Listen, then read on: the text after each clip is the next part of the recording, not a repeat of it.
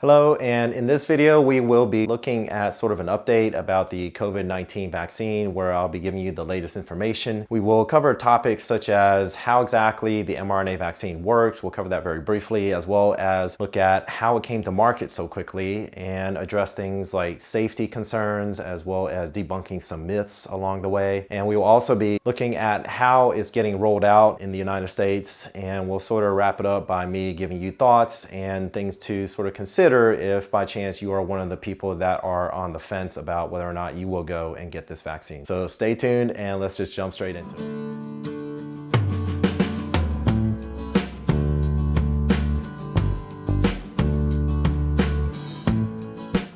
So welcome. I am Dr. Jack, and the purpose of this channel is to help you live a healthier, happier, wiser life through knowledge. And I wanted to do this video, kind of give an update to two previous videos that I've done before that I will link above as well as below in the description that I suggest checking out. COVID-19 vaccine is sort of moving at a pretty fast pace. At the time of this recording, by next week in the United States, they will start rolling out the actual vaccination process. And so I wanted to hurry up and bring this video to you so that you can make an informed decision. And hopefully this will answer a lot of the questions that you may have and that might be kind of holding you back and making you hesitant to go out and actually get vaccinated.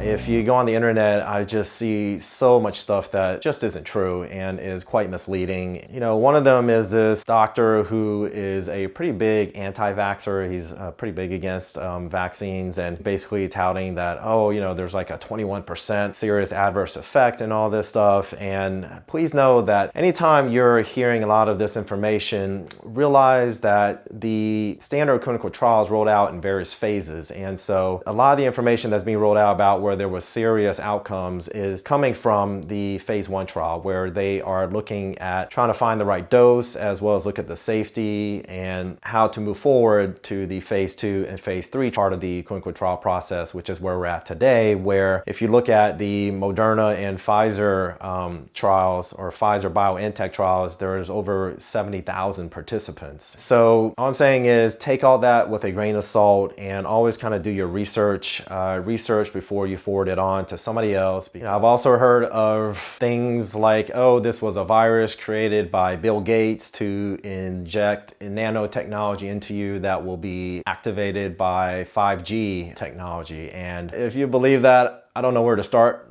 in debunking that. And, you know, I can tell you that as a physician and seeing all this play out in a hospital and clinical setting, this is real, you know, and that kind of leads into the other myth that, oh, this is just, you know, the flu and people are making a big deal about it for nothing. Well, please keep in mind that since December 2019 to present day, which is about 1 year, the death rate of COVID-19, or the amount of people that have died, equates to more than the past 5 years from flu deaths. And so, and here in the United States, we're actually just hitting a new high and peak. Keep all that in mind as well. And I also just want to address that, you know, when we hear of mRNA vaccine and, you know, anything with mRNA or DNA, we immediately think of maybe genetic mutations or, you know, designer babies where, you know, you can sort of adjust things and, you know, genetic crops and things like that. This is not the case here, and I will briefly kind of go over why that is once we dive into how exactly this works.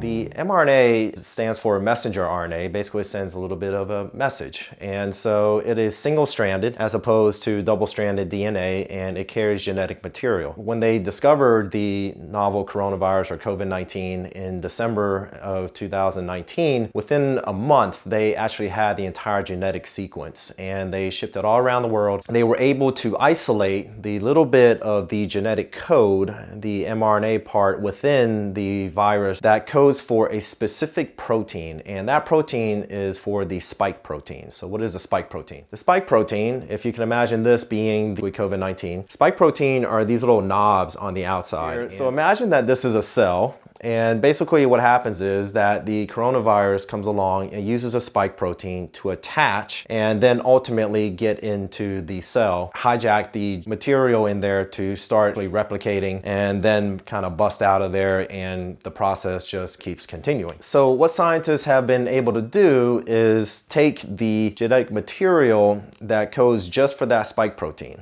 And so imagine that this piece of messenger RNA has that little bit of material. And what they did was, to make it stable, they wrapped it in what's called a lipid bilayer. In my previous video, I called it like a pigs in a blanket type thing, the little hot dog treats. And just imagine the doughy part in the middle of is the hot dog, and that's the messenger RNA there. And so it's brought along, and basically what happens is that it then gets engulfed by your cell and goes into the cytoplasm. And the reason I drew this here is because the nucleus is actually within the entire cell, and it houses the DNA, which is your genetic material, and you don't want to mess with that. What the messenger RNA does is that once it's inside the cell, it actually stays out here in the cytoplasm. And so it never enters the DNA, therefore it cannot integrate or mess with your DNA in any kind of way. And there are other components in there called ribosomes that will basically read this. And just imagine this being sort of a recipe, if you will, and the ribosomes is the chef, and basically it cooks up what it needs, and in this scenario it creates the little spike proteins that it will then present to your immune system. And then basically you have all these other cells that come in called B cells and T cells, and it creates a memory just for that spike protein, so that in the future, when you get infected, or if you get infected or presented to the virus, what ends up happening is that your body immediately recognizes the little spike protein, and because it formed a memory to it. So then what happens is that when your body sees the coronavirus, it has antibody, and it attaches to all of the spike proteins and prevents it from binding and buys your body time to essentially destroy the virus. You can think of the messenger RNA as sort of like your modern day Snapchat, if you will, right? With Snapchat, you sort of send a message out and it gets seen or read, and basically then it sort of disappears. That's what happens here, is that the messenger RNA is delivered into the cytoplasm of the cell, it's read, and then it disappears afterward. It gets destroyed by the body, but the memory is left there. And so it's very technologically driven, and none of this could be done without the modern day advances that we have in genetic sequencing ability and things like that. So one of the big concerns is that, well, how the heck did we get it so fast? And actually it hasn't been so fast. Since the 1990s, mRNA technology has been researched, and actually the company Moderna has been researching it for the last decade or so. Also keep in mind that we know a lot about the family of viruses. That's why it's called a novel coronavirus. And so scientists have already been researching it a lot. We already knew a lot about its relatives. And so when COVID-19 came onto the scene, we weren't having to start from ground zero and start researching about the virus. And the messenger RNA vaccine technology, various companies have already been researching this and had already done so in phase 1 clinical trials in various stages for various viruses such as the Zika virus, the influenza virus, even rabies. And so scientists were already sort of on this path. And what ended up happening was you get lots of government funding with things like Operation Warp Speed, where the federal government shelled out basically almost $11 billion to various companies to accelerate this technology and research. And it's a combination of just scientists all around the world. This is a global pandemic. And so the way we have come up with this vaccine is just really demonstrating how amazing we can be in the entire world once we all choose to work together. So what you have is basically money not being an issue, regulatory aspects of just cutting through so much paperwork to basically get a vaccine authorized. It has been pushed aside as well due to the urgency of getting the vaccine out. And the brightest minds working tirelessly day and night to basically come up with this vaccine, which is something that has already sort of been in the works for quite some time now. And this is the result. And throw on top of that the advent of just amazing technology, right? Technological advances, artificial intelligence, all these various things, and computing power to be able to sequence the entire virus and get all that information out all around the world in such a quick manner there so that everybody can sort of get to work. This reminds me of, again, a book that I've mentioned in previous videos, a book called The Next 100 Years by George Friedman. I'll link the description below. It's amazing. I read this book about probably 15 years now, and how much of it has come true. And in that book, he basically goes over how with the advent of technology and the pace of technology and artificial intelligence, that we will see things, anything that gets invented, come to market so much faster than we're normally used to seeing them. And this will sort of create sort of a shock and surprise to many people that are sort of used to, you know, the sort of slow and traditional way for things to occur. So that is the reason why we are able to create a vaccine in what seems like such a short period of time. But again, the reality was it's the various technologies and ways I've been researching for quite some time, as opposed to, you know, what you hear about the typical viral vaccine or vaccine that takes 10 to 15 years to come out. So this is a question that everybody has, right? Is it safe? And as of right now, the United States has just authorized emergency use for the Pfizer BioNTech vaccine. And actually next week it will start at the time of this recording. The United Kingdom has already started vaccinating. Canada has approved it, and Russia has been vaccinating with their form of vaccine. And it is mRNA technology as well. And again, as I mentioned before in my past videos and earlier in this video, you know, we have over 73,000 participants that have been vaccinated with this between the two trials, between Moderna as well as the Pfizer and BioNTech. And we have a lot of data already on a lot of this. And again, if you look at my previous video, you know, I talk about how there was serious side effects when they were doing phase 1, because again, phase 1, that is when they're looking at trying to find the right dosage and just how safe it is. So with the first vaccination, you get about 50% immunity. And with the second vaccination, you get about 95%. They're separated by about 3 weeks apart. And after the second vaccination, it takes about 1 to 2 weeks before you actually start developing the antibodies to fight the COVID-19 virus. And the vast majority of side effects, they are your typical sort of vaccine side effects. They are mainly mild to moderate, and keep in mind that what's described as moderate side effects means could be something that, you know, somebody felt like they just needed to take some Tylenol because they had, you know, felt like they were running a mild fever, or they had some minor aches within, you know, joints or muscles, or soreness along the site where they were injected. And so it was those side effects, as well as, you know, like complaining of a headache. Again, it's typically your more general side effects that most people say that they get after any vaccination. Now, if you've been keeping up with the news, you probably heard about 2 people in the UK that got vaccinated and had a severe allergic reaction. Well, both those people have a history of severe allergic reactions to vaccines in general. So if you're one of those individuals, you really want to talk it over with your doctor before getting the vaccine so that they can monitor you for 30 minutes at least after the vaccine to make sure that you're okay. And as I've also summarized in the past video, it was also conducted in a very wide range of people from all, you know, age groups, and it also was in all ethnicities. It was very well representative of the typical population and sort of all-encompassing. They even vaccinated people that had a lot of health problems that we know are high risk factors to get very ill if they were to be infected by COVID-19. And again, as I mentioned earlier, all the action happens outside the nucleus, away from your DNA, and that Snapchat analogy where it basically sends in that message, primes your immune system, and then that message gets destroyed.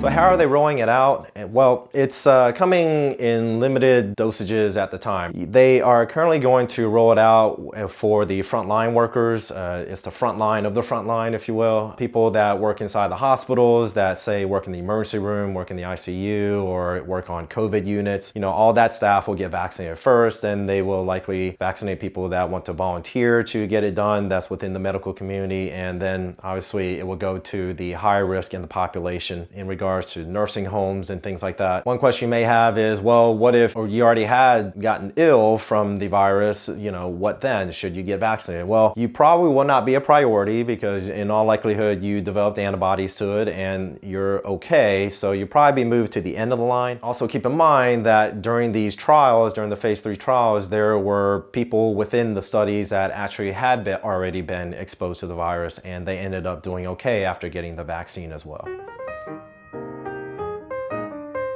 So would I get it? Obviously, after watching the video, the answer is yes. And the reason is that after doing the research, understanding how it works at a cellular level and sort of weighing the risk and benefits, the answer is a resounding yes. And I feel that everyone should get this vaccine. As with anything in medicine or in life, you always want to weigh the risk and benefits, right? So what are the risks that we have seen in the outcomes of these clinical trials, and what is the potential benefit of this? And when the benefits outweigh the risks quite a bit, then you move forward with the more obvious option, right? The other thing is that I feel that I definitely have to get it, and the reason is that I see immune compromised patients in my clinic. I have cancer patients as well as patients that are on various drugs that suppress their immune system, and so it is a disservice to my patients if I do not get that vaccine and continue to see them, because I could get infected and not know it and possibly transmit the infection to them. And I feel like it's my duty to society as well. And, I would love to be able to have my kids play with their grandparents again and to give my mom and dad a hug again. And I will also add that after all my research about how the mRNA vaccine technology works and everything else, truth be told, I want all my future vaccines to be mRNA based. Like next year's,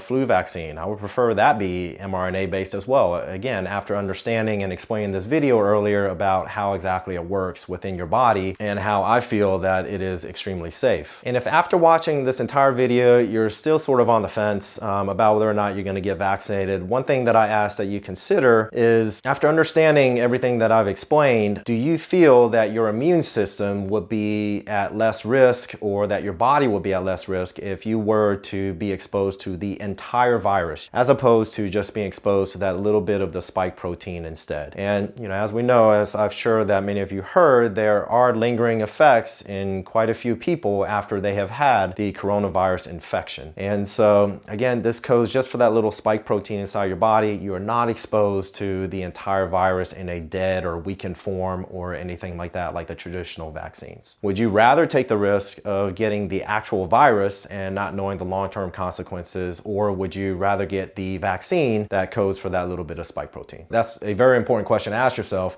if you're really on the fence about whether or not to get this vaccine once you can get the vaccine. And that pretty much sums up the entire video. If you like what you saw here, please like, subscribe, and hit that notification bell so that you know when my next videos pop up. And I will continue to put out a video a week. And please put any comments down below and share your thoughts and criticisms about the video if you like. And I'm very good about responding to those. Ultimately, I feel that this mRNA technology is disruptive technology, and that there's a light at the end of the tunnel for us to get out of this whole mess. And I am hopeful that soon after, life will return back to normal, and wouldn't that be wonderful? And so till then, everyone stay safe, take care. I wish you all a happy holiday. Bye bye. Pura Vida.